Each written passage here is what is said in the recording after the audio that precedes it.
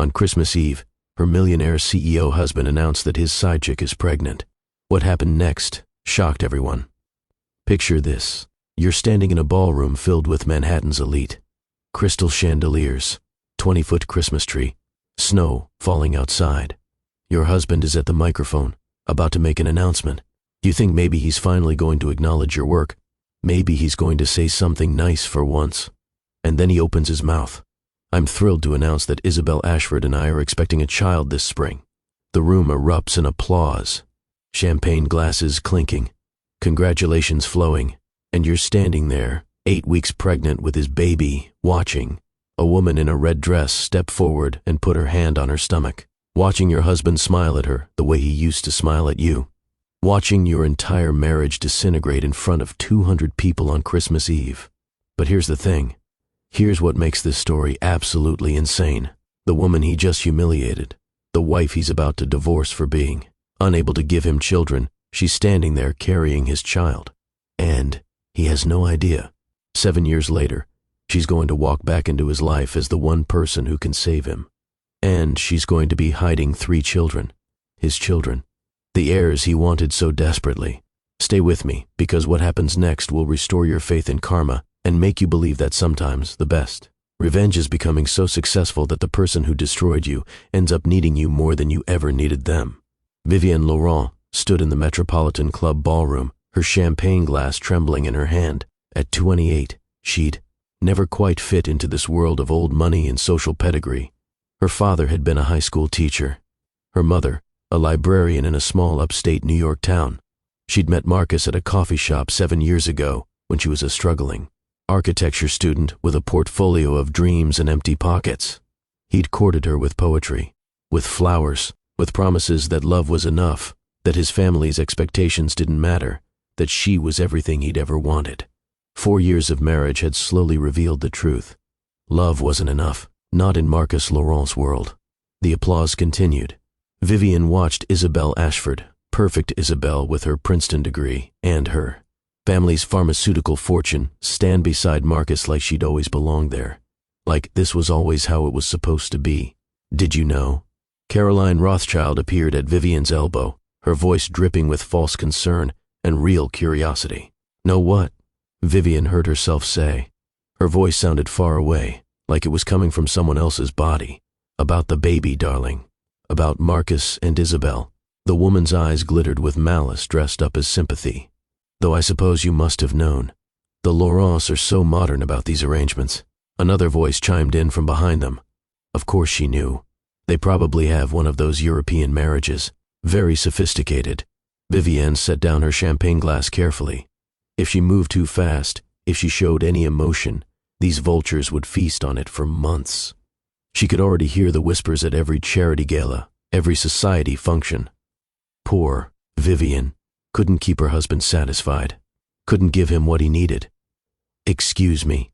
She walked toward the bathroom, her silver designer gown, borrowed from a stylist because she still wasn't comfortable spending Marcus's money on clothes, swishing against the marble floors. The ladies' lounge was all gold fixtures and mirrors that showed her exactly what she didn't want to see. A woman playing dress-up. A girl from nowhere trying to be someone in a world that would never accept her. The bathroom attendant took one look at Vivienne's face and quietly disappeared. The tears came then. Not loud, not dramatic. Just silent streams down her face, ruining the makeup that had taken an hour to apply. The door opened. Marcus walked in like he had every right to enter the women's bathroom. Like he had every right to anything he wanted. Vivienne. His voice was calm. Clinical. We need to talk. She stared at him in the mirror. Her husband of 4 years. 6'2", perfectly tailored Armani suit, dark hair with just enough, silver at the temples to make him look distinguished instead of old. At 35, Marcus Whitmore Laurent was worth $1.8 billion and had the kind of face that made business magazines put him on their covers. You announced your mistress's pregnancy at a Christmas party. Vivienne's voice was hollow. Were you planning to mention the divorce before or after dessert? Don't be dramatic. Marcus adjusted his cufflinks. She'd learned that gesture over 4 years. It meant he was about to say something that would hurt her. This doesn't have to change anything between us. Your side chick is pregnant with your child and you think nothing has to change? Isabel isn't a side chick. His voice was matter of fact, like he was explaining a business decision to a slow employee. She's who I should have married, but you're my wife. That still means something. Vivian turned to face him directly. What does it mean, Marcus? It means you have a position, a role. He started pacing, the way he did when he was working through a problem. You're excellent at the charity work, the social appearances. We work well together publicly. You want me to stay married to you while you raise a family with another woman. People do it all the time in our circles. My grandmother and grandfather had an arrangement for 40 years. It's civilized, practical. He said it like those words meant something good, like they weren't describing an emotional graveyard. It's insane. His jaw tightened. What exactly do you think you'll do if you leave, Vivian? Go back to your little hometown?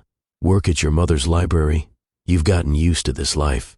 The penthouse, the vacation homes, the unlimited budget. Are you really ready to give that up over something as trivial as hurt feelings? Every word was a scalpel, cutting precisely where he knew it would hurt most. I don't need your money, Marcus. Really? He laughed, and it was the cruelest sound she'd ever heard from him. Because I seem to remember a girl who showed up at my office 7 years ago, with a portfolio of sketches and a dream she couldn't afford to pursue. I paid for your architecture degree, funded your little design projects. Everything you have because of me. I earned that degree. I worked hard and I graduated with honors. You played it working. You took a few classes, designed some theoretical buildings that will never be built, and called yourself an architect. But you've never actually created anything of value, Vivian.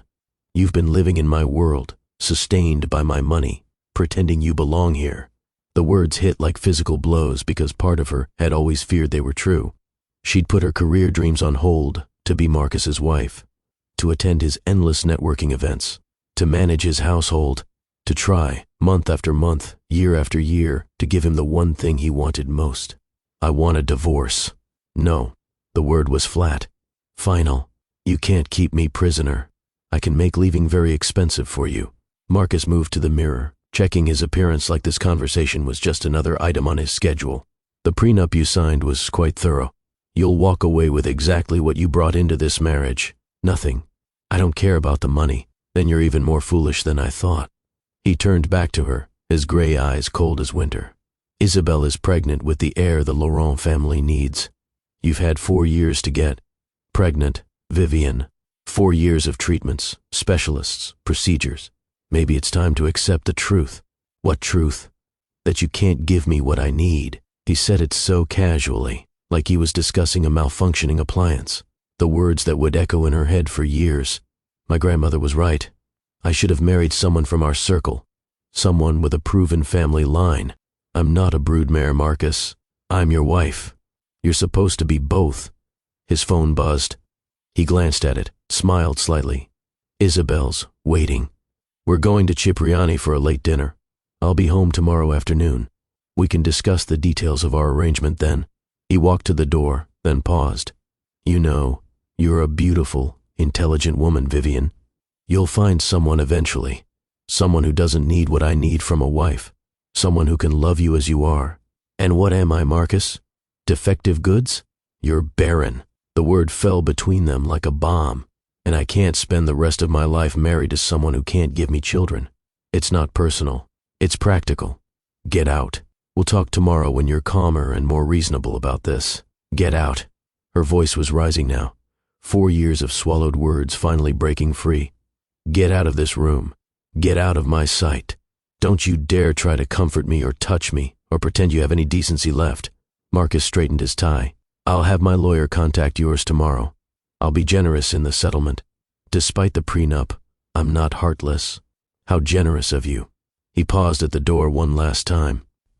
I've already spoken to Patricia Melbourne about announcing our engagement. We'll wait a respectful amount of time, of course. 6 months or so. The room tilted. You've already chosen my replacement. I've chosen someone who can give me what I need. Someone suitable. You mean someone who can breed for you. If you want to be crude about it, yes. Patricia is 26, from an excellent family. Her mother had 5 children with no complications. I've done my due diligence. You've researched her fertility like you're buying livestock. I've learned from my mistakes." Marcus's voice was ice. "I married for love once. Look where that got me. It got you 4 years with someone who actually loved you, who would have done anything for you. Love isn't enough anymore. It never was enough. Not for what I need to build, not for the legacy I need to continue." "Then leave. Just leave." He did. Vivian listened to his footsteps echo across the marble floor, heard the bathroom door close, heard the muffled sounds of the Christmas party continuing without her, 200 people celebrating while her life fell apart. She stared at herself in the mirror, the borrowed dress, the expensive makeup running down her face, the woman who'd tried so hard to fit in and failed so completely. Her phone buzzed. A text from her mother. "How's the party, sweetie? I hope you're having a magical Christmas Eve." Vivian closed her eyes. 6 hours ago, in the privacy of their penthouse bathroom, she'd taken a pregnancy test. It had been positive. After 3 years of trying, countless fertility treatments, endless doctor's appointments, months of hope and disappointment, her body had finally done what everyone said it couldn't do. She was 8 weeks pregnant with Marcus Laurent's child. The man who just called her barren was about to have exactly what he wanted. He just didn't know it, and he was never going to find out. Vivian looked at her reflection one more time. The girl who'd loved Marcus with her whole heart was dying in this bathroom. The woman who would walk out was going to be someone else entirely. Someone stronger. Someone who would never again let a man define her worth. She pulled out her phone and called her mother. "Mom, can you come get me? I need to come home." 3 weeks later, Vivian signed divorce papers in a lawyer's office in downtown Manhattan. Marcus didn't even bother to attend. His attorney, a shark in a $1,000 suit, slid the documents across the mahogany table. "Your husband has been quite generous, despite the terms of the prenuptial agreement." The lawyer's voice was professionally neutral. "He's offering you $50,000 and 6 months' rent on an apartment of your choosing, provided it's outside of Manhattan." How magnanimous. Vivian's own lawyer, a family friend who'd driven down from her hometown to help her, frowned at the papers. "Mrs. Laurent, you don't have to accept these terms. We can fight this. You put your career on hold to support his ambitions. Any judge would see that." No. Vivian signed her name on the first page. "I don't want his money. I don't want anything from him. I just want this over. But Vivian, you have no income, no job prospects in this economy. And you're going to need support while you get back on your feet." "I'll be fine." She signed every page. Watched the lawyer gather them up. Watched her marriage legally dissolve in a conference room that smelled like leather and broken promises. Outside, February snow was falling on the city where she'd lived for 4 years and never felt at home. Her mother was waiting in the parking garage. Elena Laurent, soon to be Elena Washington again, wrapped her daughter in a fierce hug. "Let's go home, baby." They drove north, away from Manhattan, away from the life Vivian had tried to build, away from Marcus Laurent and his perfect Isabel and the baby they were expecting in the summer.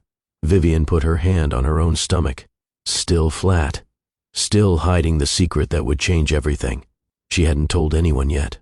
Not her mother, not her lawyer, not the doctor who'd called to schedule her first prenatal appointment, because deep in her gut she knew.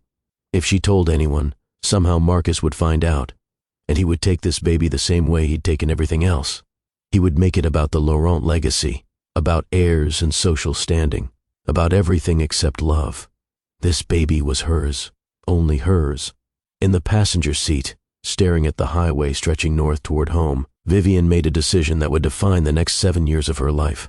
Marcus Laurent would never know he had a child. 2 months later, in a clinic in her hometown, Vivian lay on an examination table while an ultrasound technician moved a wand across her swelling belly. Well, the technician's eyes widened. "That explains why you're measuring so large. What? Is something wrong?" Vivian's mother gripped her hand tighter. "Nothing's wrong." The technician turned the screen so they could see. "You're just having more than one baby. Twins." The technician moved the wand again.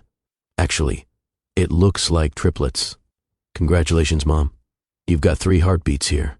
Vivian stared at the screen. 3 tiny shapes, 3 flickering heartbeats, 3 babies growing inside the woman Marcus had called barren. The irony was so sharp it cut. "That's impossible." Vivian's voice was faint. "I've had fertility issues. The doctor said my chances of even conceiving naturally were slim. Well, apparently your body had other ideas. The technician pointed to each baby in turn. Baby A, here in the optimal position. Baby B, and baby C, up here on top. All three showing strong heartbeats, good development for 14 weeks. 3 babies. Vivian's mind was reeling. How am I going to raise 3 babies alone? Her mother squeezed her hand. You're not alone, sweetheart. I'm here. Mom, you're supposed to be retiring. You and Dad had plans. Travel. Golf. You can't put your life on hold to help me raise 3 children. Watch me. Elena Washington's voice was fierce. That man threw you away like garbage. Called you defective. He doesn't get to know about these babies. And he definitely doesn't get to take them from you. But 3 babies, Mom.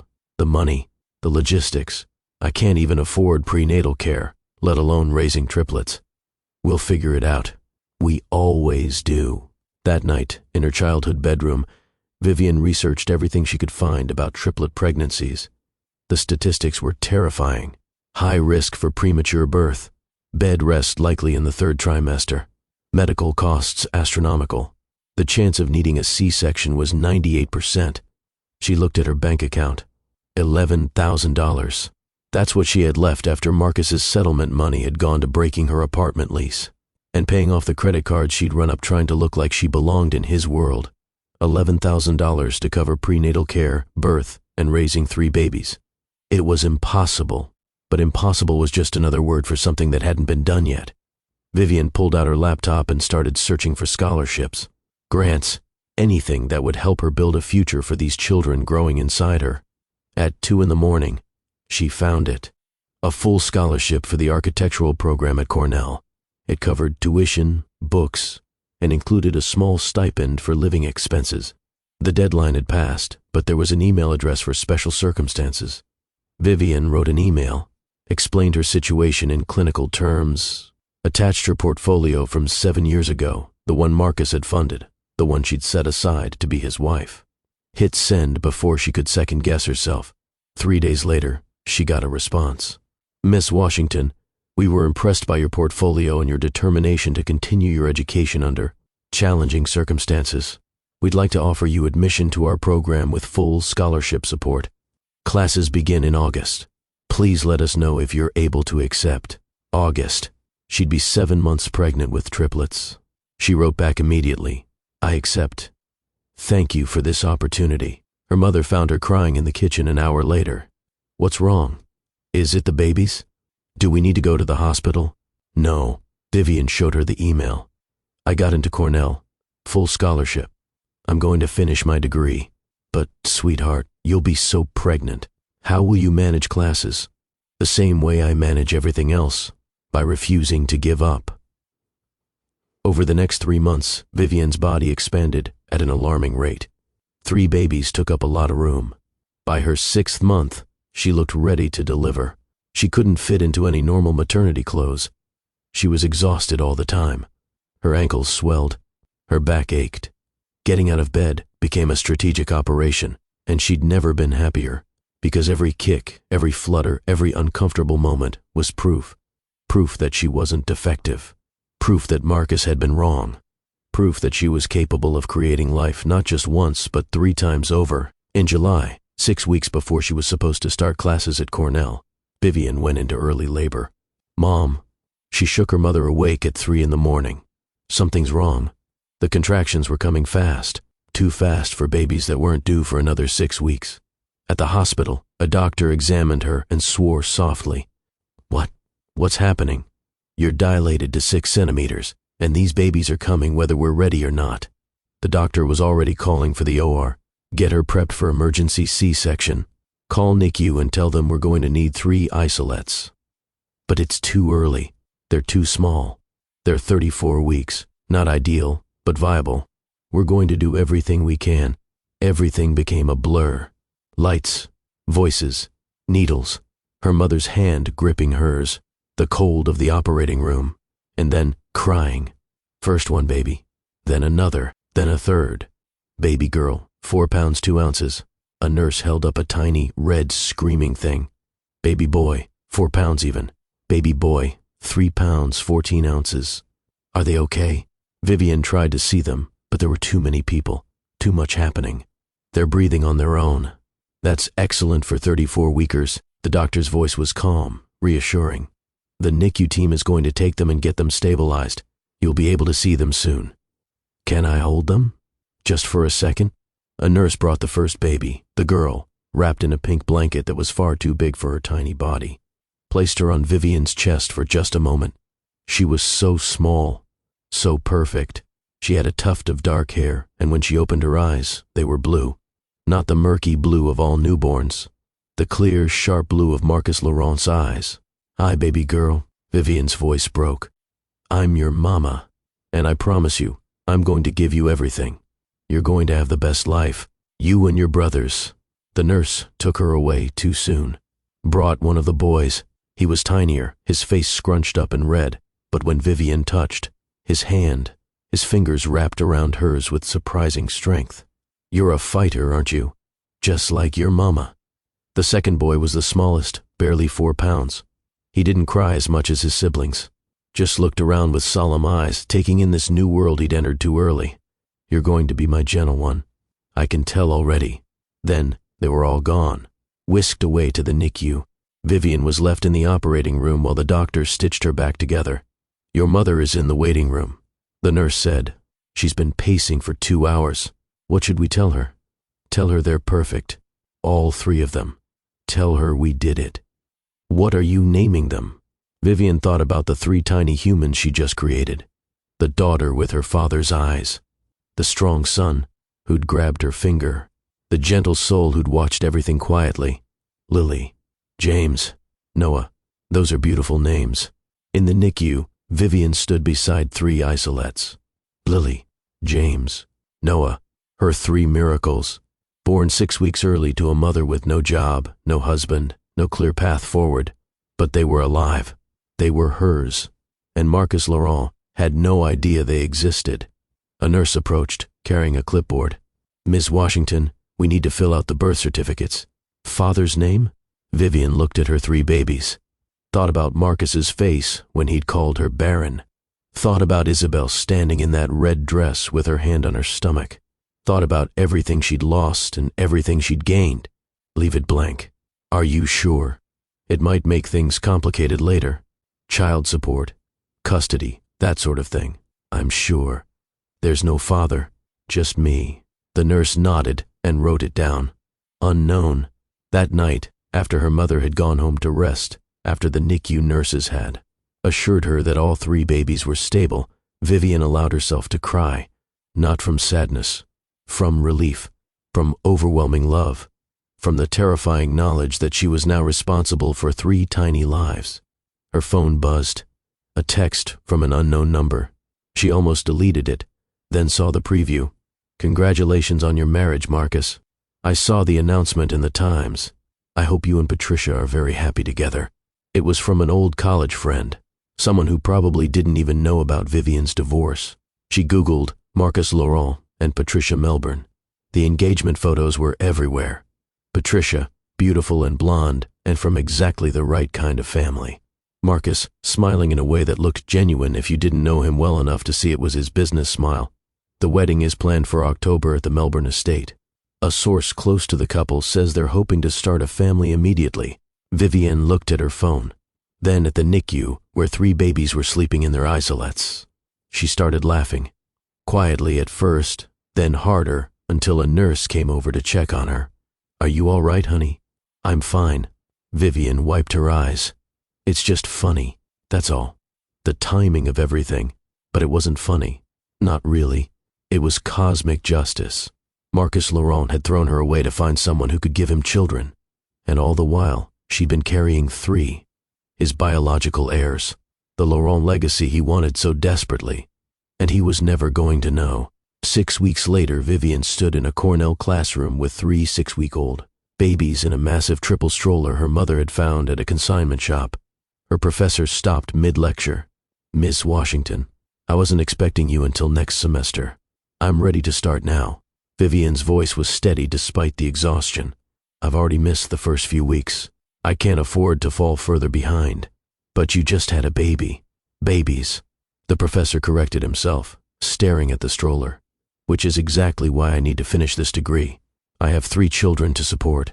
Over the next 4 years, Vivian redefined what was possible. She attended classes with babies strapped to her chest, studied while breastfeeding, designed revolutionary sustainable housing projects during nap times. Her mother moved from Chicago, gave up her retirement plans, and became the world's most devoted grandmother. She watched the triplets while Vivian was in class, rocked them when they cried, taught them their ABCs and colors, and Vivian worked, harder than she'd ever worked in her life. She took freelance design jobs, anything to bring in extra money, designed websites for local businesses, created marketing materials for startups, consulted on small residential projects. Every dollar went into an account for the triplets' future. Every free moment went into her studies. At night, after the children were asleep, Vivian would work on her thesis project, a revolutionary concept for sustainable low-income housing that could be built quickly and affordably while maintaining dignity and beauty. Your designs are extraordinary. Her thesis advisor studied the renderings with obvious admiration. This isn't student work. This is professional-level innovation. Thank you. Vivian was too tired to feel proud. She just needed to finish, to graduate, to prove that she could build something real. Have you considered submitting this to the National Architecture Innovation Competition? First prize is $50,000 and a guaranteed contract with a major development firm. $50,000. That was childcare for a year, college funds, security. How do I submit? The competition had over 3,000 entries. Vivian submitted hers without much hope. She was a single mother finishing her degree 6 years late. The judges were looking for innovation from established firms, not desperation from a woman trying to keep her head above water. 6 weeks later, she got a call. Ms. Washington, this is Adrian Chen from Chen and Associates Architecture. I was one of the judges for the national competition. Oh, Vivian switched the phone to her other ear while she simultaneously stirred pasta and helped Lily with her colors. I didn't win, did I? It's fine. I expected as much. You didn't win first place. You won the entire competition. Your sustainable housing design isn't just innovative. It's revolutionary. We want to build it. Vivian stopped stirring. What? We have funding for a pilot project in Rochester. 50 units of sustainable housing for low-income families. I want you to be the lead architect. I haven't even graduated yet. I don't care about the degree. I care about the vision. Can you start in 3 months? Vivian looked around her mother's cramped kitchen. Lily was coloring. James was building an elaborate structure with blocks. Noah was reading a book that was meant for children 3 years older. Her 3 4-year-olds. Her miracles. The children Marcus didn't know existed. Yes, I can start in 3 months. That conversation changed everything. Vivian graduated with highest honors, took the job with Chen and Associates, moved to an actual apartment instead of her mother's spare bedroom. The Rochester housing project was a massive success. It won awards, got featured in architecture magazines, led to more projects. Within 2 years, Adrian Chen offered her a partnership. We're going to rebrand. Chen and Washington Associates. 50-50 split. You've earned it. By the time the triplets turned 6, Vivian Laurent, now permanently Vivian Washington, was one of the most respected sustainable architects in the Northeast. Her firm had designed affordable housing developments, community centers, schools. She'd built an empire from nothing, from the ashes of her destroyed marriage, from the label of barren that Marcus had branded her with. And through it all, she never told anyone who the children's father was. Not the teachers who asked, not the other parents at school functions, not even the triplets themselves when they started asking questions. Sweetheart, some families look different. Vivian would tell Lily when she asked why they didn't have a daddy like the other kids. We have grandma and each other. That's our family. But didn't we have a father? James, always the logical one, would press the issue. Biologically, I mean. You did. But he's not part of our lives. It's complicated, and when you're older, I'll explain everything. Does he know about us? Noah would ask quietly. No, baby. He doesn't. Why not? Because some people aren't ready to be parents, and I'd rather you have no father than one who doesn't value you the way you deserve. It was the truth. Just not all of it. The whole truth was locked in Vivian's heart. The memories of that Christmas Eve, the bathroom confrontation, the words barren and defective and worthless. She would protect her children from that pain for as long as she could. On the triplets' 6th birthday, Vivian's mother pulled her aside while the children were demolishing their cake. "You've done an incredible job, sweetheart. Look at them. They're happy, healthy, brilliant. You should be so proud." "I am." Vivian watched her children. Lily was covered in frosting, laughing. James was explaining the physics of how candles work to anyone who would listen. Noah was quietly making sure everyone got equal pieces of cake. But they're going to keep asking about their father. And eventually, age-appropriate answers won't be enough. I know. What will you tell them? The truth. That their father was a man I loved who couldn't love me back. That he chose his social standing over our family. That he has no idea they exist because I chose to protect them from potential rejection. And if they want to meet him someday? Vivian's chest tightened. Then I'll deal with it. But not yet. They're too young to understand the complexities. Too young to protect themselves if he disappoints them. What if he's changed? People don't change that much, Mom. Especially not men like Marcus Laurent. But 6 months later, Vivian's entire carefully constructed world was about to collide with her past. Her phone rang while she was reviewing blueprints for a new project. Her assistant's voice was excited. "Vivian, you're not going to believe this. We just got a request for a proposal from Laurent Holdings. They want us to bid on the Riverside project." Vivian's pen stopped moving. "What?" "The Riverside project. It's huge. Total waterfront revitalization in Manhattan. $50 million budget. They're only considering 3 firms and we're one of them." "Who requested us specifically?" "Let me check." Papers rustled. Says here the request came from the office of Marcus Laurent, CEO, after 7 years of silence. 7 years of building a life without him. Marcus Laurent was reaching out. Not because he knew about the children. He couldn't possibly know. But because he needed her professionally. Because her firm was now successful enough, prestigious enough, innovative enough that his company wanted her expertise. The irony was so perfect it hurt. "Do we accept the RFP?" her assistant asked. Vivian thought about 3 children in the next room, working on their homework. Children with their father's eyes, their father's intelligence, their father's presence. She thought about the girl she'd been 7 years ago. Broken, barren, worthless. She thought about the woman she'd become. Award-winning architect, successful businesswoman, devoted mother. "Yes." Vivian's voice was steady. "We accept. Schedule a preliminary meeting for next week." "Are you sure?" "I know Laurent Holdings is based in Manhattan. That's where you used to live, right?" "I'm sure. This is business, nothing personal." But it was personal. It was the most personal thing in the world. Marcus Laurent had thrown her away, and now he needed her. And she was about to walk into his world holding all the cards. The meeting was scheduled for 3 o'clock on a Thursday. Vivian spent the morning preparing her presentation. The Riverside project was extraordinary. A chance to revitalize a dying Manhattan waterfront district with sustainable community-focused development. It was exactly the kind of project she'd dreamed of doing. "Ms. Washington, your 3 o'clock is here. They're waiting in conference room A." Vivian checked her reflection. Power suit, hair pulled back, confident posture. She looked nothing like the girl who'd left Manhattan 7 years ago. She looked like someone who'd built an empire. Because she had. Just before she left her office, her door burst open. A small whirlwind of dark curls and enthusiasm rushed in. "Mommy!" Lily held up a piece of paper covered in paint and glitter. "Look what I made in art class." Vivian's assistant appeared in the doorway, apologetic. "I'm so sorry, Ms. Washington. She got past me before I could stop her." "It's fine, Rachel." Vivian knelt to her daughter's level, studying the artwork. "This is beautiful, baby. Is this our apartment building?" "And these are the stars." Lily pointed to silver glitter scattered across the paper. "James helped me with the constellations. See? That's Orion. It's perfect, sweetheart. But you're supposed to be with Mrs. Chen until I'm done with work.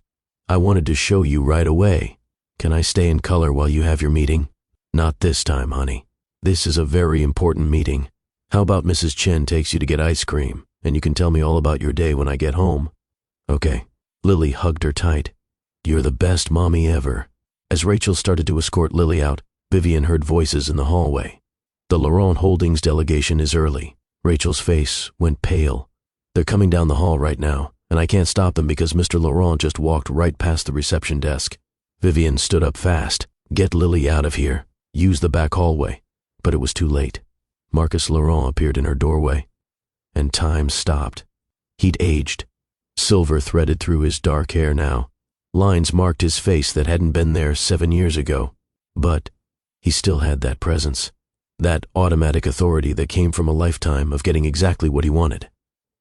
His eyes swept across Vivian's office, taking in the awards on the walls, the framed magazine covers, the architectural models of her completed projects.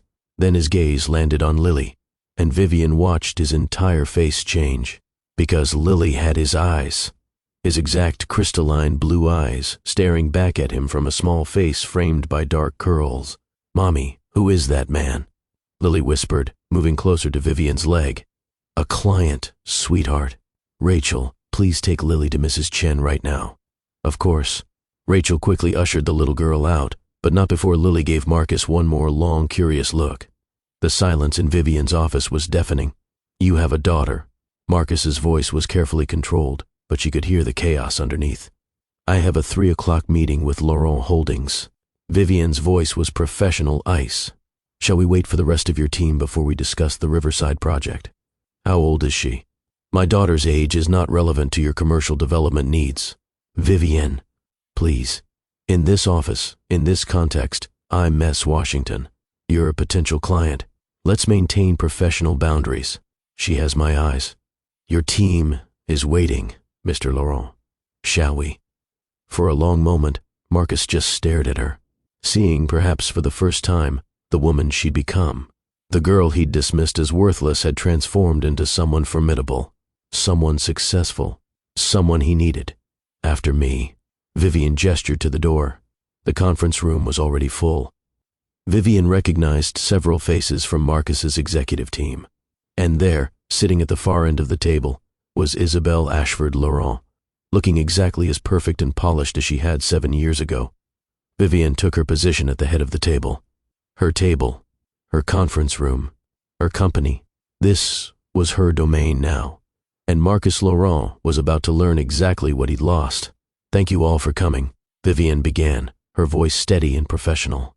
"Let's discuss why Laurent Holdings needs what only my firm can provide." She clicked to the first slide. The Riverside project represented everything Marcus's company wanted to achieve. A dying waterfront district transformed into a thriving, sustainable community. But Vivian's designs went beyond profit margins and property values. She created spaces where families could actually live, where children could play safely, where community mattered more than commerce. For the next hour, she presented her vision with the confidence of someone who'd spent 7 years becoming extraordinary. Every question from Marcus's team, she answered with precision. Every challenge to her timeline or budget, she countered with facts. This was her world now, and everyone in the room knew it. The projected completion timeline seems aggressive. One of Marcus's executives frowned at the numbers. "Can your firm really deliver the scope in 18 months? We delivered the Hartford Center in 14 months, and that was structurally more complex." Vivian pulled up the comparison data. "The Riverside project is ambitious, but entirely within our capabilities. We've never missed a deadline, assuming we choose your firm." Isabelle spoke for the first time, her voice carrying that same entitled edge it always had. "There are other architectural firms we're considering, larger firms with more resources." Vivian smiled. The expression didn't quite reach her eyes. "There are indeed other firms, but none of them have my track record for sustainable development, community integration, and on-time delivery. You're welcome to pursue other options, but we both know that's why you're sitting in my conference room instead of theirs. You need what I can provide." The power dynamic was unmistakable. 7 years ago, Vivian had needed Marcus for everything. Money, status, validation. Now, he needed her. Professionally, desperately. "Perhaps we could discuss the finer points over dinner," Marcus suggested, his eyes never leaving Vivian's face. "Tonight, if you're available." "I don't mix business with personal meals, Mr. Laurent. If you have questions about the proposal, my team can schedule a follow-up meeting." "This isn't just about business, Vivian. In this building, everything is about business." She stood, signaling the meeting's end. My assistant will send over the preliminary contracts. You have 1 week to decide if you want to move forward. After that, we'll need to adjust our timeline, which will impact pricing. As the Laurent Holdings team gathered their materials, Marcus lingered. Isabel shot him a look but left with the others. We need to talk, Marcus said once they were alone. No, we don't. I saw her, Vivian. I saw your daughter. You saw a child in my office. That doesn't concern you. Don't play games. She has my eyes. She's the right age. You were pregnant when you left me. Vivian finally looked directly at him. 7 years. 7 years of building a life. What happened after I left, who I became, what family I built, none of that is your business. If she's mine, and I have a right to know. A right? Vivian's laugh was sharp. You stood in a bathroom on Christmas Eve and called me barren. You announced your mistress's pregnancy to 200 people. You made it very clear what you valued and who you wanted. I simply took you at your word.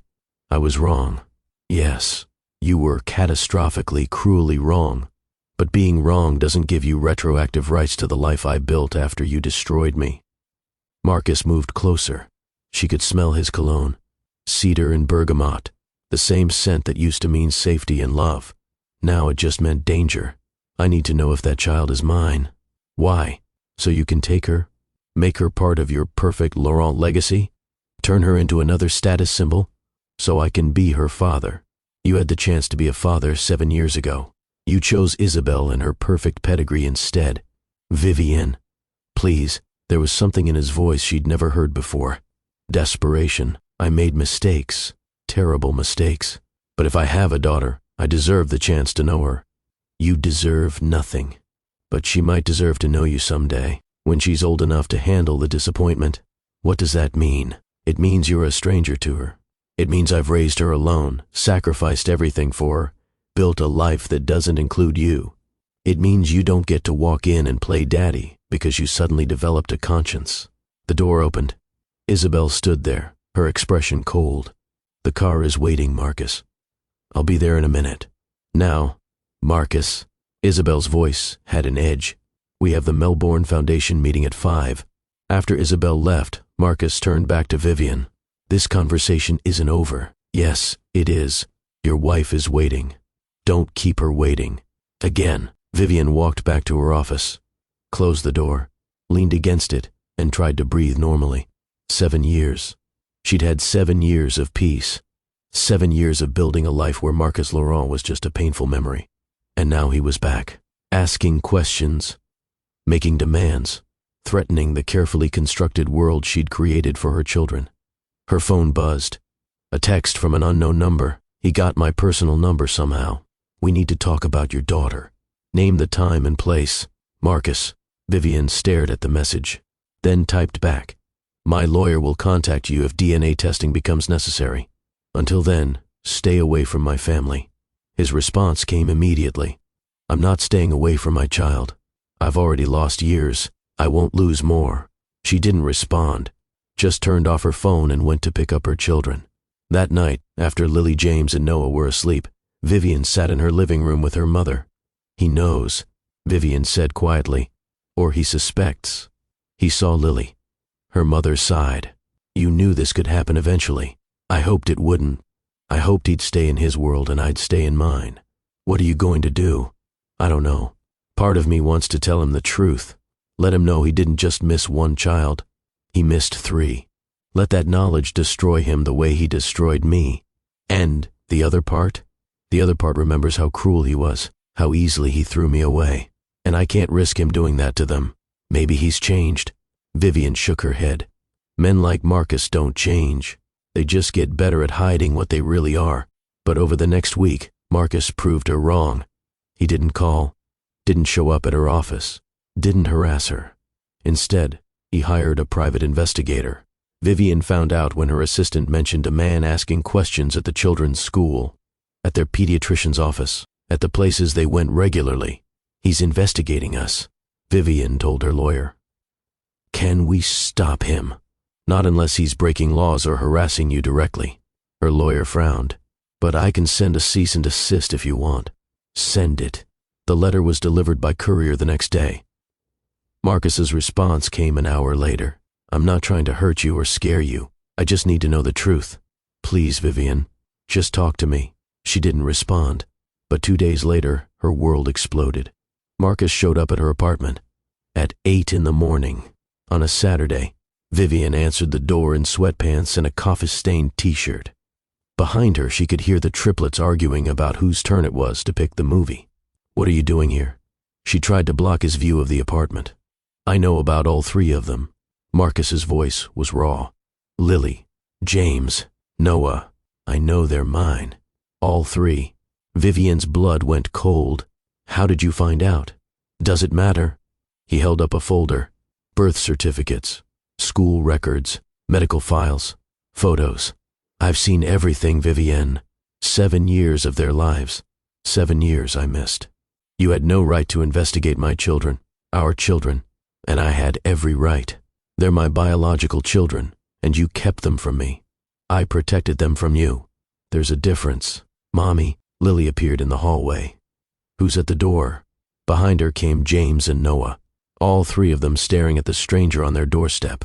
Marcus looked at them, really looked at them, and Vivian watched him completely fall apart.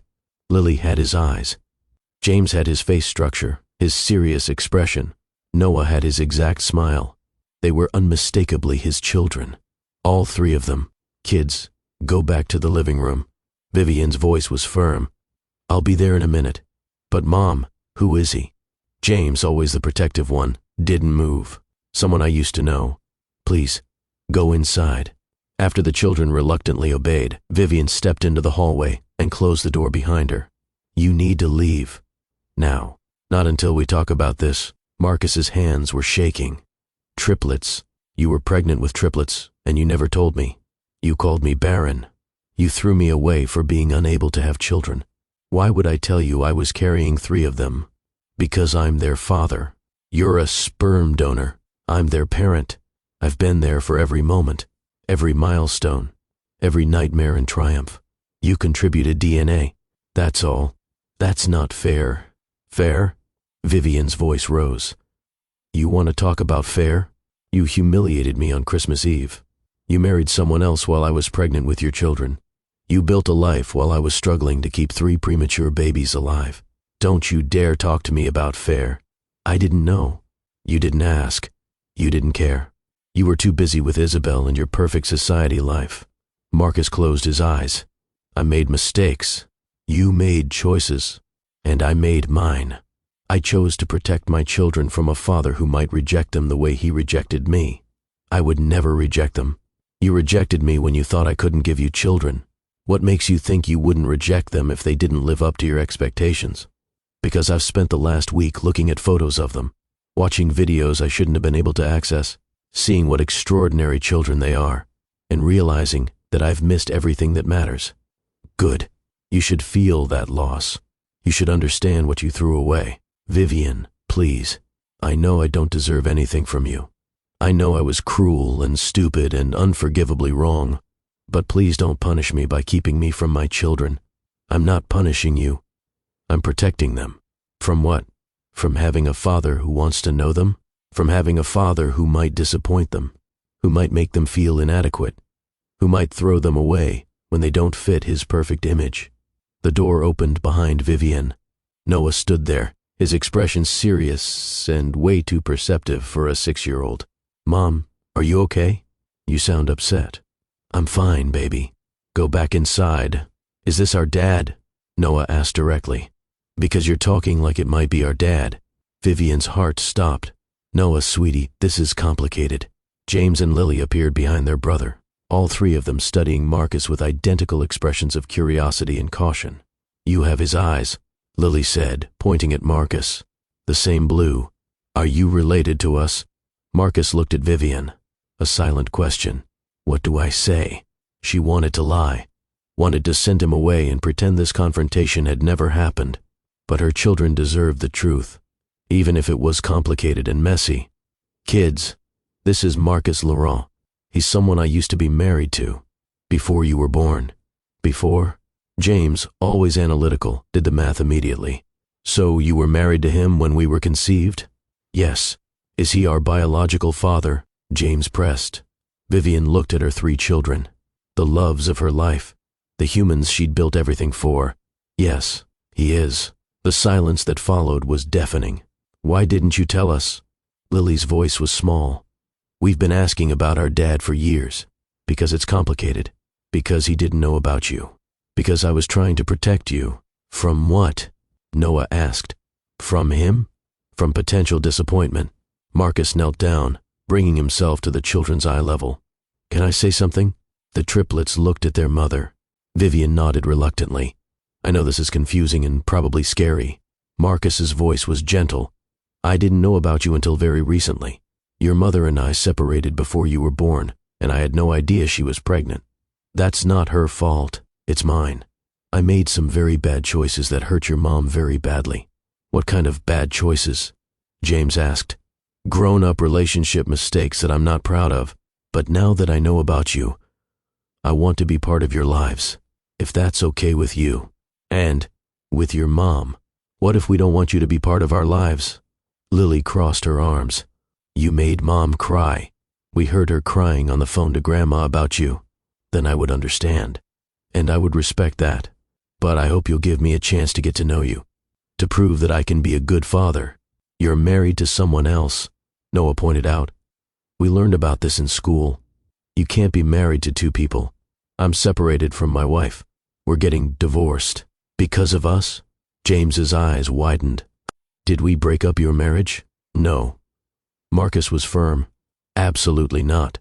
My marriage was broken long before I knew about you. This has nothing to do with you. Vivian intervened. Kids, this is a lot to process. Why don't you go back to your movie, and Marcus and I will talk more. Okay. Can he come back? Lily asked. To talk to us properly? Not just standing in the hallway? That's up to your mom. Marcus stood, looking at Vivian with an expression she couldn't quite read. After the children went back inside, Vivian turned to Marcus. If you hurt them, if you disappoint them, if you make them feel like they're not enough, I will make sure you never see them again. Do you understand? I understand. 1 supervised visit. Next Saturday. At the park. 1 hour. If it goes well, we'll discuss more. Thank you. Don't thank me. I'm not doing this for you. I'm doing it for them. They deserve the chance to know their biological father, even if he doesn't deserve to know them. Marcus left without another word. Vivian went back inside to find 3 children sitting on the couch, the movie forgotten. Are you mad at us? Noah asked quietly. What? No, baby. Why would I be mad at you? Because we asked him to come back. Lily twisted her hands together. Maybe we should have asked you first. Vivian sat down and pulled all 3 children close. You did nothing wrong. Nothing. This is between me and Marcus. You're allowed to be curious about your father. You're allowed to want to know him. Do you want us to know him? James asked. Or would you rather we didn't? It's complicated. Vivian chose her words carefully. Marcus hurt me very badly. He said cruel things and made me feel worthless. That's hard for me to forgive, but you're not me. You deserve to make your own decisions about him. What if we like him? Lily asked. Would that make you sad? It would make me happy that you have another person who loves you, even if that person and I have a difficult history. What if we don't like him? Noah's voice was worried. Will he go away again? That's up to him. But I promise you, no matter what happens with Marcus, you will always have me. Always. The following Saturday, Vivian brought the children to Central Park. Marcus was already there, pacing near a bench. He dressed casually, jeans and a sweater instead of his usual suits. Trying, Vivian supposed, to seem approachable. Hi, he said when they approached. Thank you for coming. We're here for 1 hour. Vivian checked her watch. The kids want to get to know you. Don't waste their time. For the next 60 minutes, Vivian watched Marcus talk with their children. He asked about their interests, their school, their favorite subjects. Lily showed him pictures of her artwork on Vivian's phone. I want to be an artist when I grow up. Or maybe an architect like Mom. You're very talented. Marcus studied each drawing carefully. This one with the cityscape. Did your mom help you with the perspective? She showed me about vanishing points and scale, but I drew it myself. It's remarkable. James peppered Marcus with questions about business and technology. I'm going to start my own company someday. I've already got 3 ideas. What kind of company? Something that solves problems. Maybe apps or software. Something that makes people's lives easier. That's exactly how I started. Marcus seemed genuinely impressed.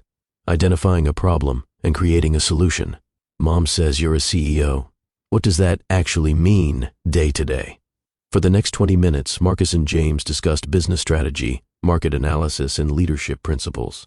Vivian watched her 6-year-old son hold a sophisticated conversation about economics with his billionaire father. Noah was quieter, hanging back and observing.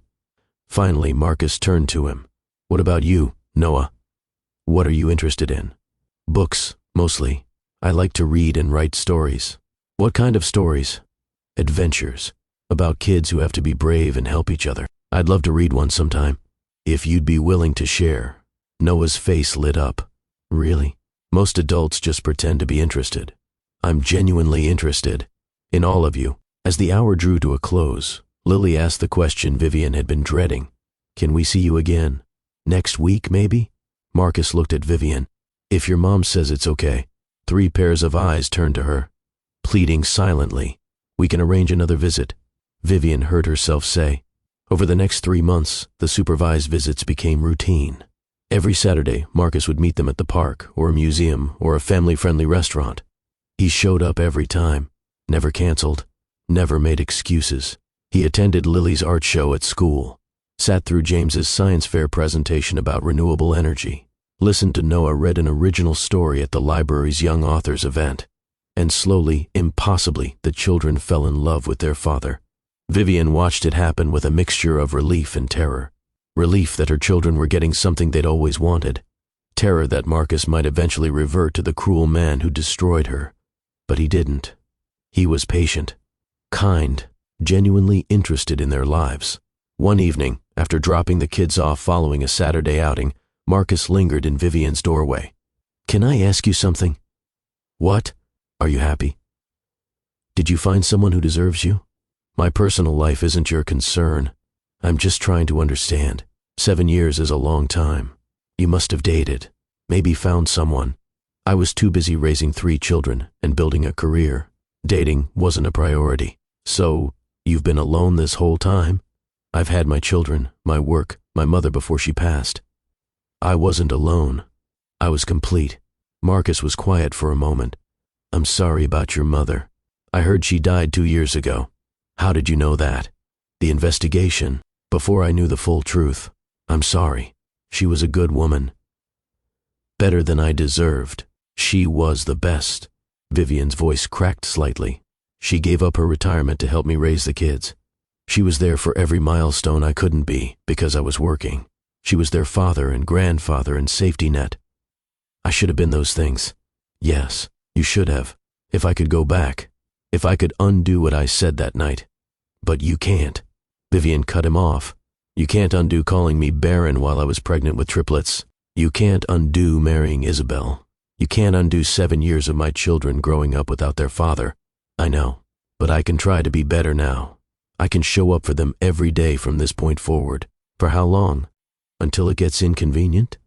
Until your life gets complicated? Forever, Vivian. I'm committed to them forever. We'll see. But as Christmas approached, Vivian found herself in an impossible situation. Marcus wanted the children to spend Christmas Eve with him. His first Christmas as their acknowledged father. Vivian wanted them home. Christmas Eve had been their special tradition for 7 years. Hot chocolate, Christmas movies, matching pajamas. And there was another complication. The Riverside project was ready for its official groundbreaking ceremony. Marcus had scheduled it for December 24th, Christmas Eve. 7 years to the day since he'd destroyed her. You did this on purpose. Vivian confronted him during a site visit. You knew what this date means. I want to make new memories. Better memories. For both of us. This isn't about us. This is about 3 children who've had a consistent Christmas tradition their entire lives. They can have both. Ceremony in the afternoon. Then Christmas Eve with you. You're manipulating this situation. I'm trying to build something better. Marcus gestured at the project site. This development. It's not just about profit anymore. It's about community, about creating spaces where families like ours can thrive. We're not a family. Maybe not yet. But we could be. Vivian stared at him. What are you saying? I'm saying I never stopped loving you. I made the worst mistake of my life when I let you go.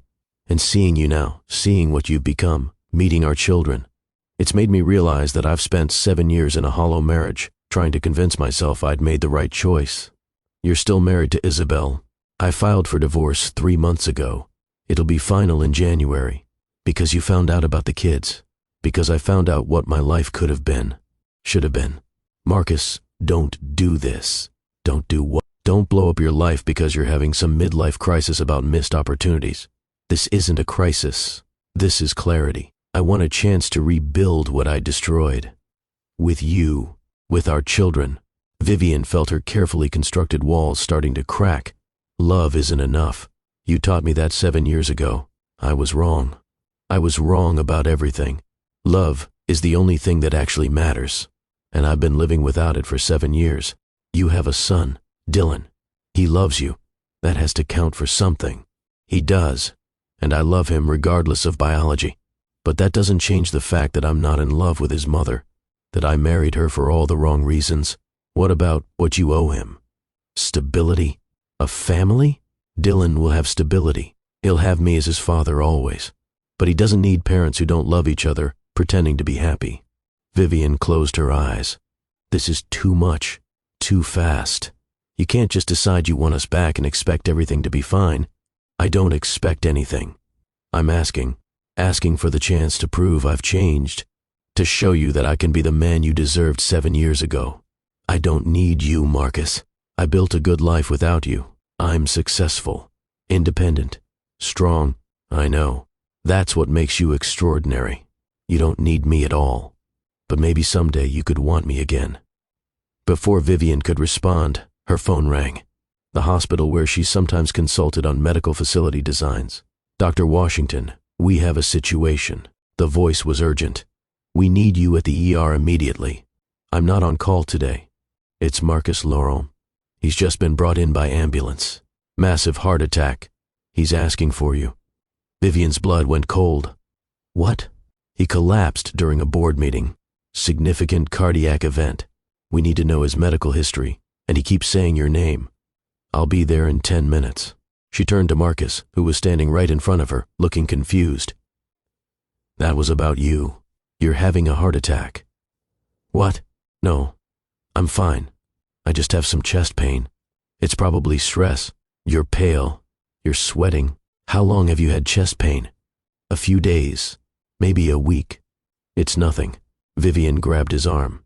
We're going to the emergency room right now. I have meetings this afternoon. You have a heart attack happening right now. Get in my car. She drove faster than she should have, watching Marcus's color get worse by the minute. This is ridiculous. I'm fine. You're not fine.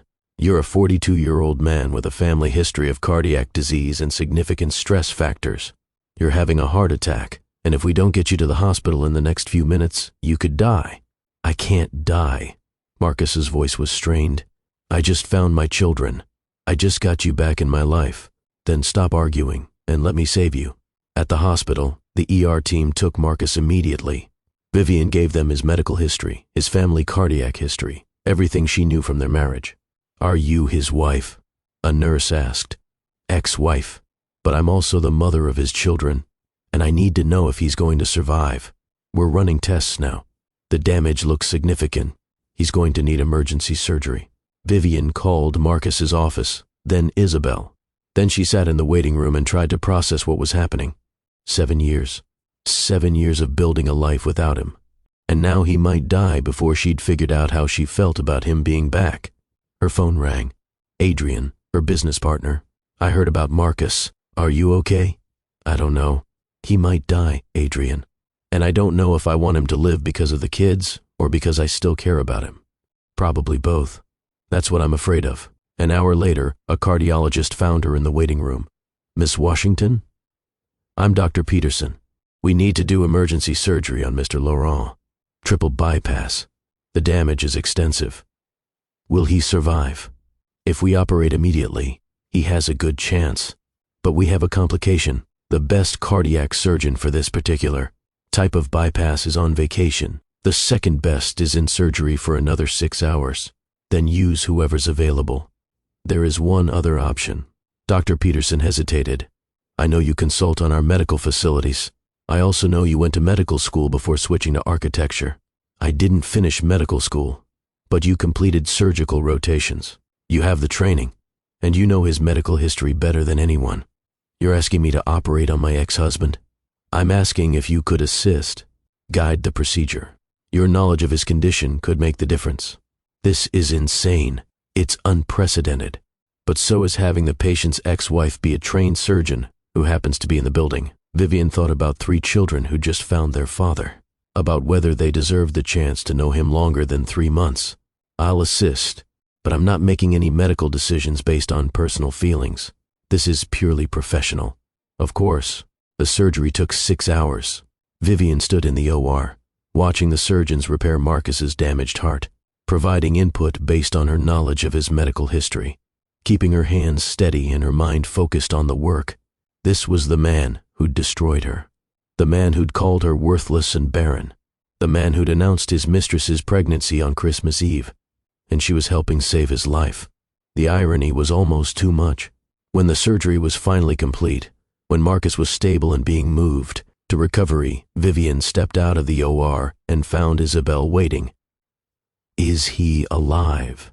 Yes, the surgery was successful.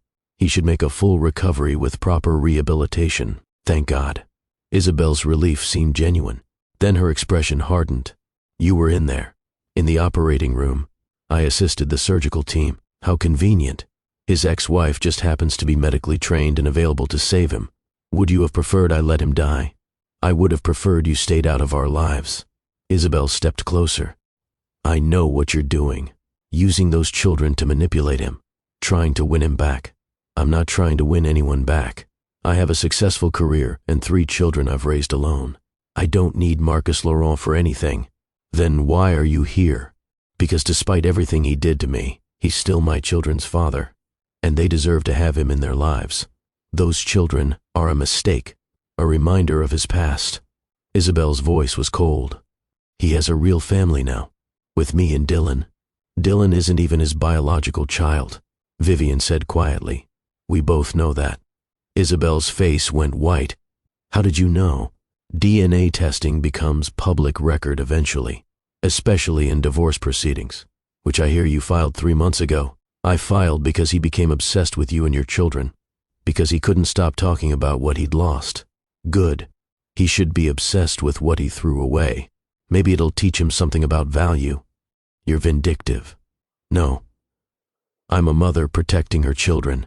There's a difference. Before Isabel could respond, a nurse emerged. Mr. Laurent is asking for Miss Washington. Of course he is. Isabel's voice was bitter. Go ahead. Play the hero. But remember, I'm still his wife. I'm still the one he chose. For now. Vivian walked past her into the recovery room. Marcus was awake but groggy. He smiled weakly when he saw her. You saved my life. I assisted a surgical team. Don't make it dramatic. The kids, are they okay? Do they know? They're fine. They're with my assistant. I haven't told them yet. I wanted to wait until you were stable. Thank you for everything, for letting me meet them, for saving me, for giving me a chance I don't deserve. You don't deserve it. Vivian's voice was firm. But they deserve a father. So you're going to recover, and you're going to show up for them every single day for the rest of your life. Understood? Understood. And Marcus, if you ever hurt them the way you hurt me, I will make sure this heart attack looks like a blessing compared to what I'll do to you. He smiled despite the pain. There's the Vivian I remember. Strong, fierce, terrifying. I'm not the girl you married. That girl died 7 years ago in a bathroom on Christmas Eve. I know. You're better now. Stronger. Everything I needed you to be and was too stupid to appreciate. Rest. We'll talk more when you're recovered. Vivian left the hospital as dawn was breaking. She hadn't slept in 24 hours. She'd assisted in surgery on her ex-husband. She'd confronted his soon-to-be ex-wife. She'd made decisions about life and death. And somehow, she'd survived. When she got home, 3 worried children were waiting with her assistant. Mom, Lily ran to her. "Where were you? We were so worried." "I'm sorry, babies. There was an emergency at the hospital. Is someone hurt?" Noah's face was pale. Vivian knelt down. "Your dad had a heart attack. He needed surgery. But he's okay now. He's going to recover. Can we see him?" James asked immediately. "Soon, when he's stronger. But yes, you can see him." "Is it our fault?" Lily's eyes filled with tears. "Because we stressed him out by being mad about not knowing him?" "No, sweetheart. Absolutely not. This has nothing to do with you. Your dad has a family history of heart problems. This was always a risk for him. But we just found him." Noah's voice broke. "We can't lose him already." Vivian pulled all 3 children close. "You're not going to lose him. He's going to be fine. And when he's recovered, he's going to be part of your lives for a very long time." Over the next 2 weeks, Marcus recovered in the hospital. The children visited every day, bringing him drawings and books and updates about school. Vivian watched their relationship deepen, watched Marcus ask thoughtful questions about their interests, watched him remember details from previous conversations, watched him become the father they deserved. And slowly, terrifyingly, she felt her own walls starting to come down. This wasn't the Marcus who destroyed her. This was someone different, someone humbled by his mistakes, someone genuinely trying to be better.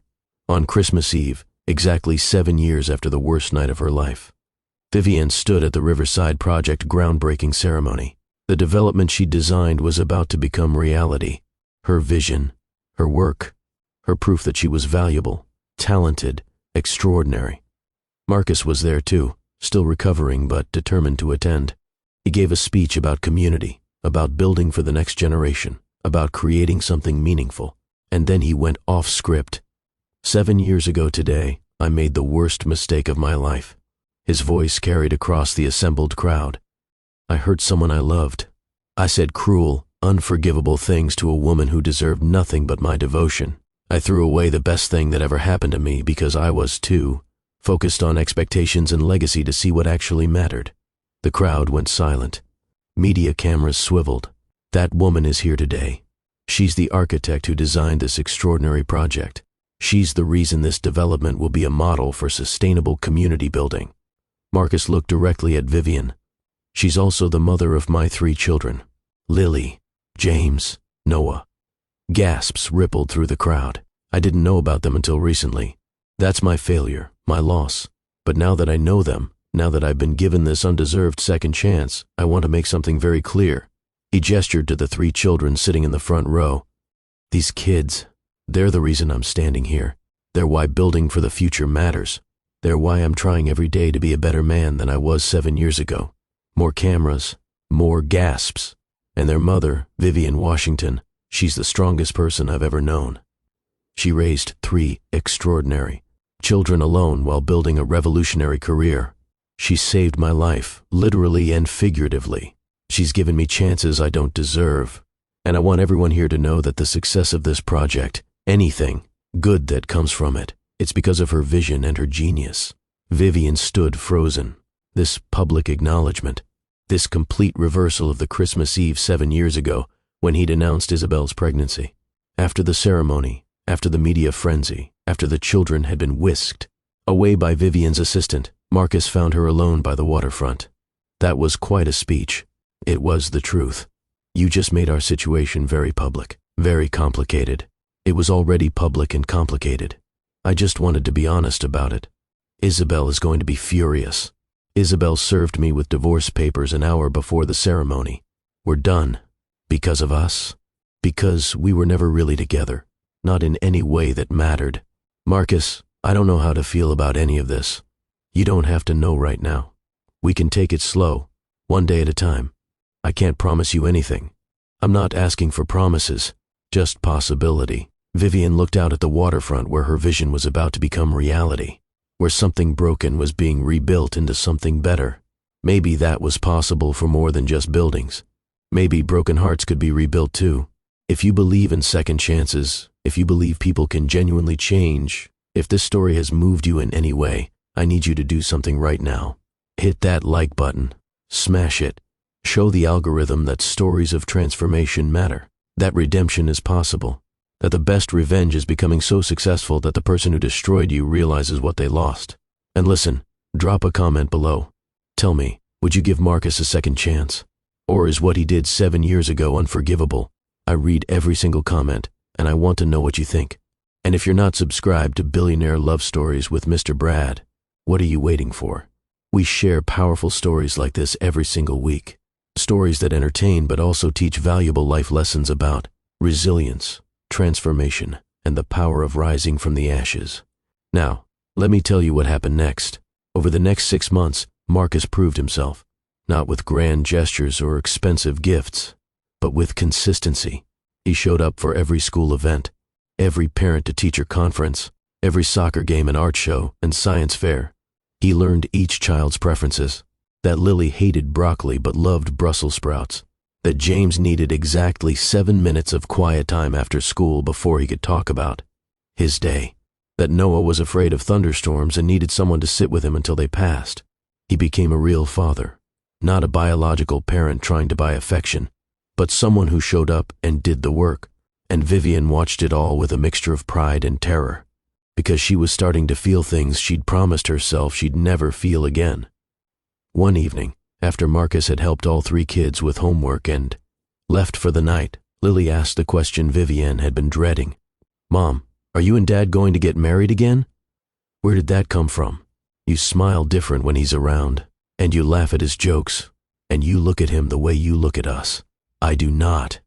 James nodded. "You kind of do. It's subtle, but it's there." Even Noah chimed in.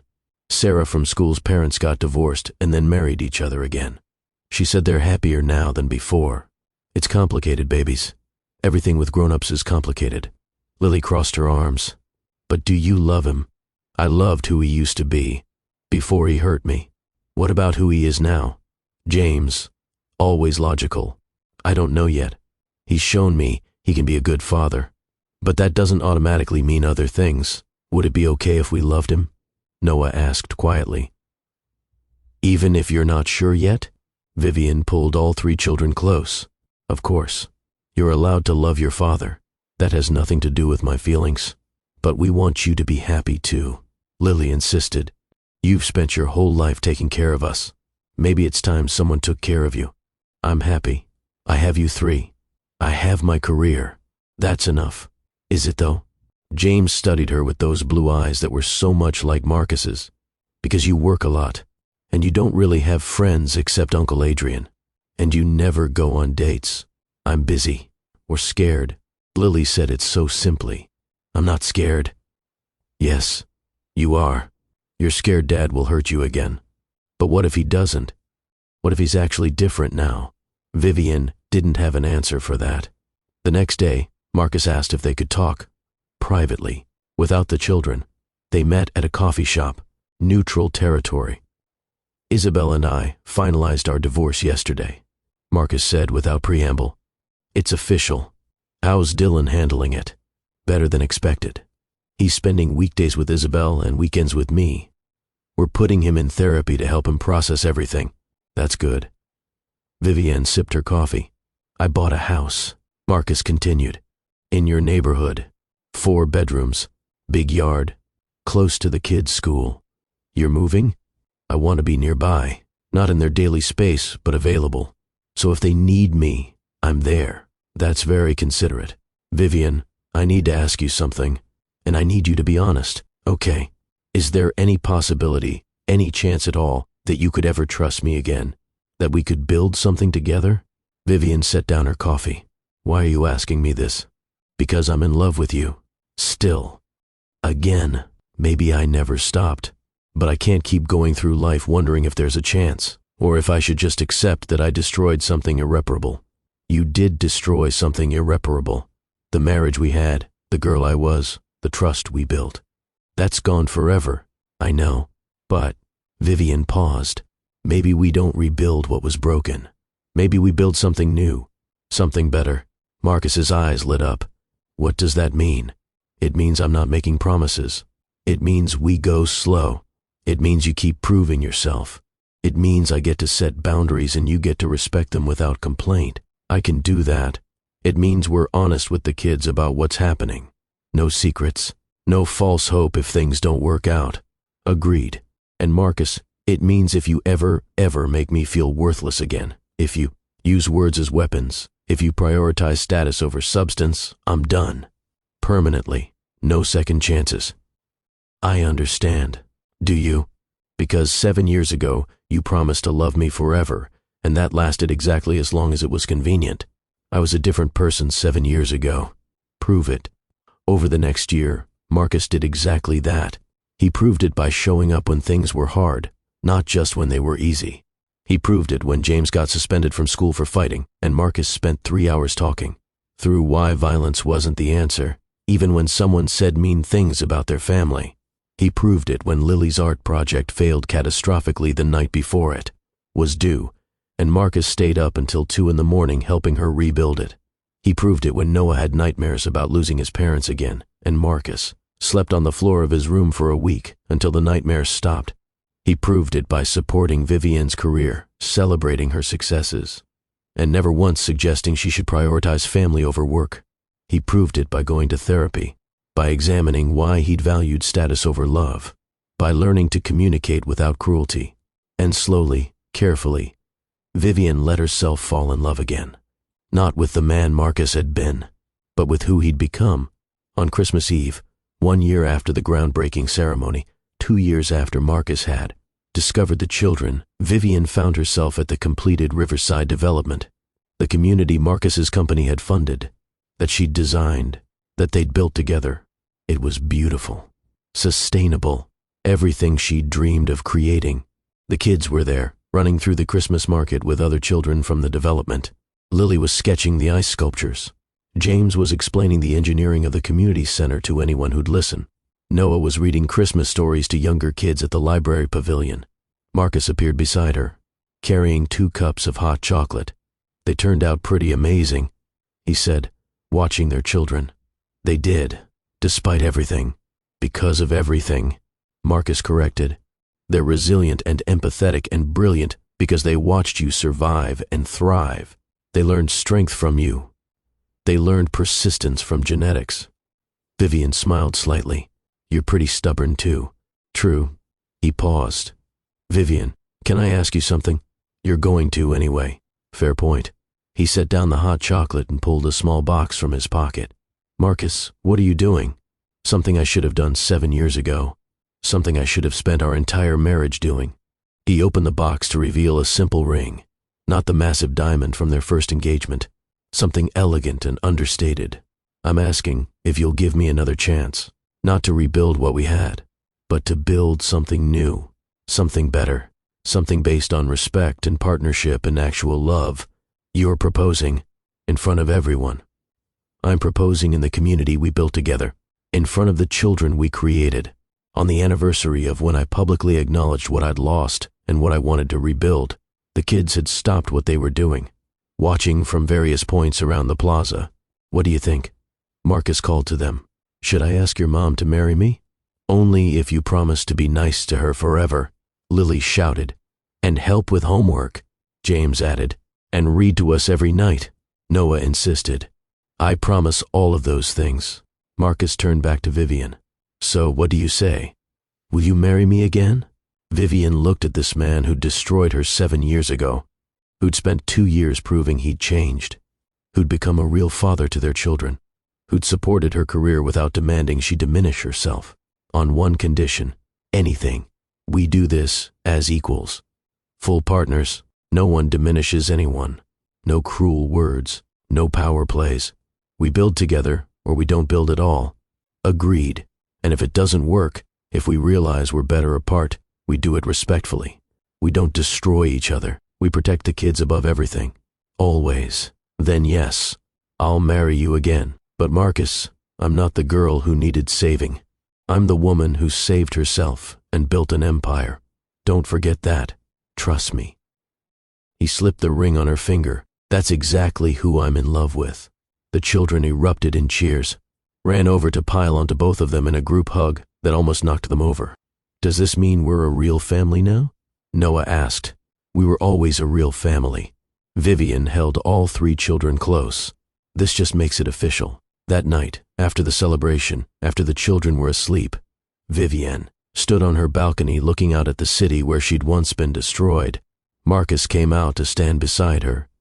Any regrets about saying yes? Not yet. Ask me again in 7 years. Fair enough. He paused. For what it's worth, I'm going to spend the rest of my life making sure you never regret this. Good, because I'm going to spend the rest of my life being too successful and too valuable to ever let anyone make me feel worthless again. That's my wife, the unstoppable Vivienne Washington. Actually, I'm keeping my name professionally. Washington is who I became. It's the name on my awards and my buildings and my children's birth certificates. I wouldn't have it any other way. 6 months later, they remarried in a small ceremony.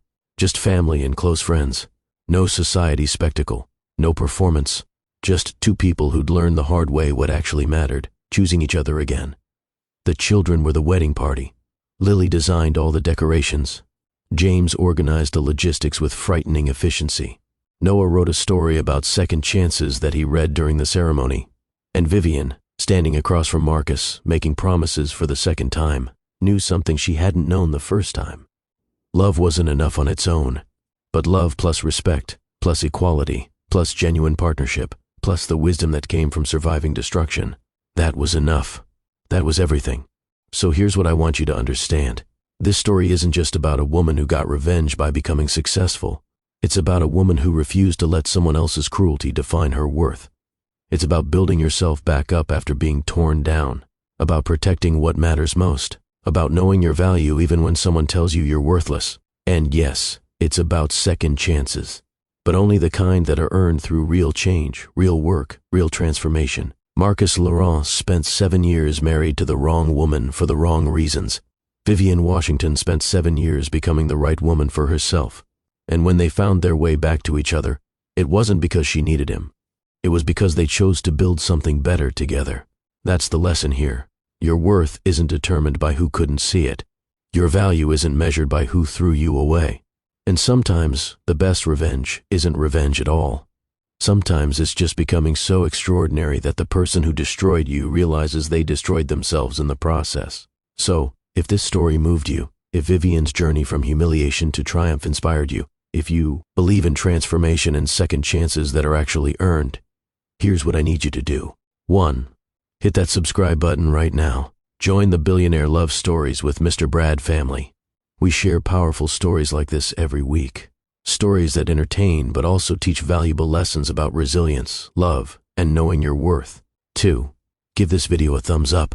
That like button, destroy it. Show YouTube that stories of transformation matter. That content about rising from the ashes deserves to be seen. 3. Comment below. Tell me your story. Have you ever had to rebuild after being destroyed? Have you ever shown someone who underestimated you exactly what you were capable of? Share it. Your story might inspire someone else who's going through their own transformation. And 4. Share this video with someone who needs to hear it. Someone who's been made to feel worthless. Someone who's rebuilding after betrayal. Someone who needs to remember that their best revenge is becoming their best self. Remember, the woman Marcus called barren gave birth to triplets and built a multi-million-dollar architectural firm. The wife he threw away became the architect he desperately needed. The girl he called worthless became invaluable. Your story isn't over just because someone tried to write your ending. You get to decide what comes next. You get to build your own empire from the ashes. And sometimes, if you're lucky, the people who destroyed you get to watch from the sidelines and realize exactly what they lost. This is Mr. Brad reminding you that your value is inherent, your worth is not negotiable, and your transformation is inevitable if you're willing to do the work. Until next time, keep rising, keep building, and keep proving that you are absolutely unstoppable. Now go smash that subscribe button, and I'll see you in the next story.